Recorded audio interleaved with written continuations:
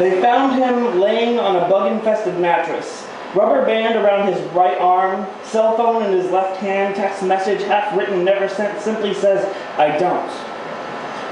He was gone when they got there. The older man and the rookie went quickly to work. The older man filled the syringe and handed it over. The rookie pushed down the plunger like a quarter into an arcade cabinet, trying for a second life and hoping the timer hadn't run out. The longest second passed.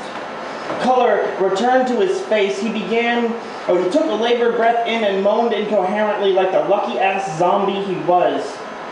This was the third time in as many days they performed this miracle at this house. First Dad, then Mom, now Son, the older man says to the rookie as they share a cigarette outside.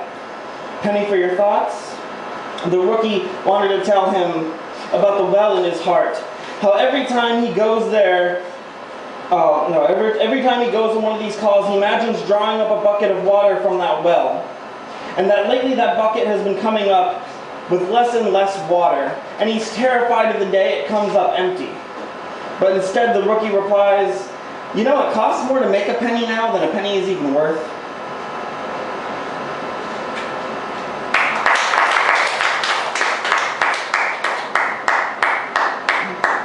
This next one's a bit longer. It's called Guillotine.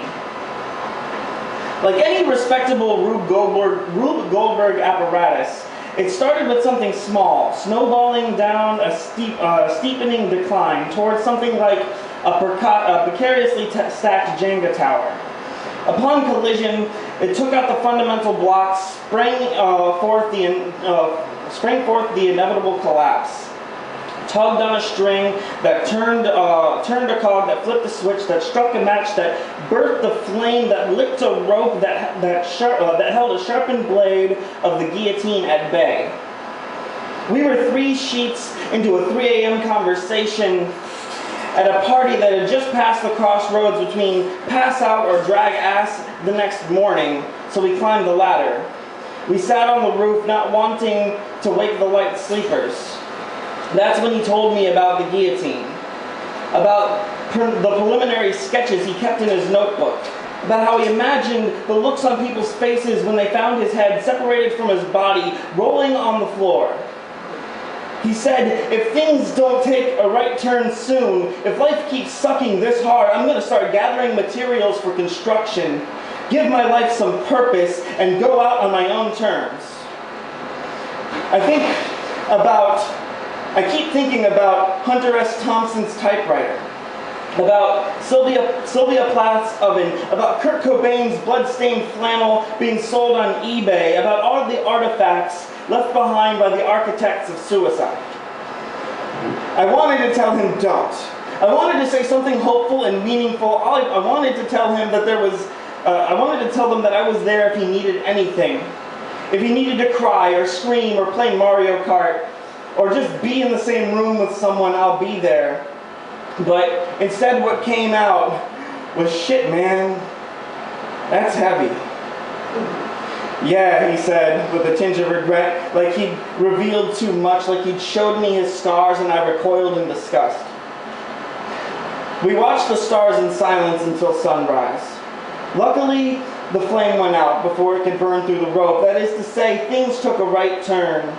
Last I saw him, he seemed healthy, happy, and sane. Still, I keep thinking about Hunter S. Thompson's typewriter, about Sylvia Plath's oven, about Kurt Cobain's blood-stained flannel, about how their families must have felt, about the artifacts of death forever associated with the name of their loved one. I keep imagining reading this obituary about an eccentric artist, building his own Rube Goldberg suicide machine, and reimagining the name of that stranger replaced with my brother's.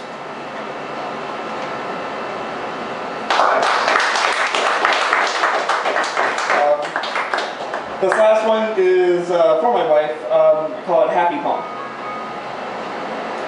If I died unexpectedly, perhaps in a plane crash, lost at sea, or in a 20-car pileup, or a natural disaster, I'd hope the last thing my thumbs tapped out before I did was something like, "I love you so much." Smile. This is a happy poem.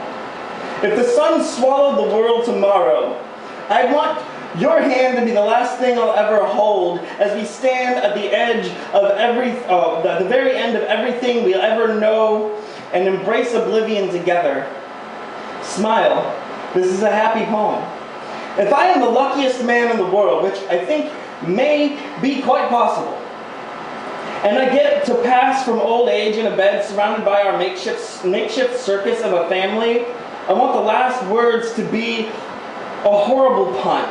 I want the last thing I'll see to be you rolling your eyes and reluctantly cracking a smile.